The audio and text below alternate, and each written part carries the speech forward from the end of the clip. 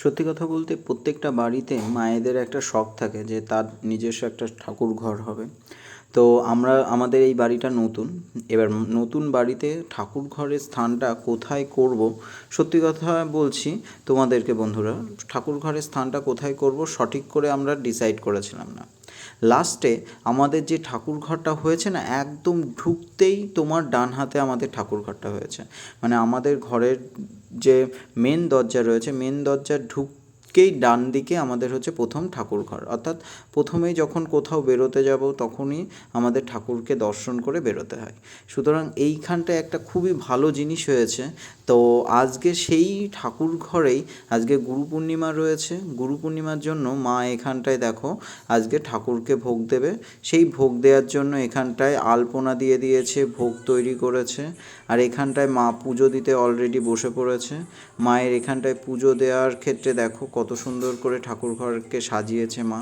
সকালবেলায় স্কুলে গেছে, স্কুল থেকে এসেছে, এসে আমার জন্য কিছুটা খাওয়ার করেছে। নিজে না খেয়েছিল, না খাওয়ার কারণ কি, ঠাকুরকে দিতে হবে।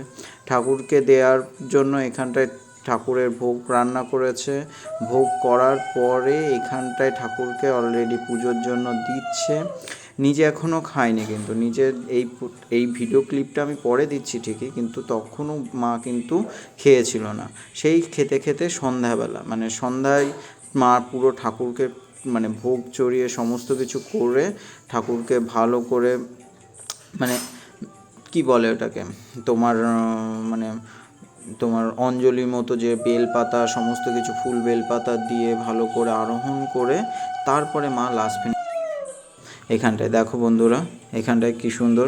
এইটাই হচ্ছে গুণ, মানে মেন হচ্ছে বাঙালি পরিবারে যে যে একটা মাধুর্য ঠাকুরের মানে প্রতি, সেই মাধুর্যটা একটা আলাদা রকমের, মানে কি বলবো, একটা আলাদা রকমের অনুভূতি জাগায়। আর পুজোর ক্ষেত্রে না, সত্যি কথা বলছি, ঘরের এই ছোটো পুজো হোক না কেন, তাও একটা যে গোছানো সমস্ত কিছুর ক্ষেত্রে আমাকেও মা বলে এটা আনো ওটা আন, সমস্ত কিছু একটা আলাদাই ব্যাপার।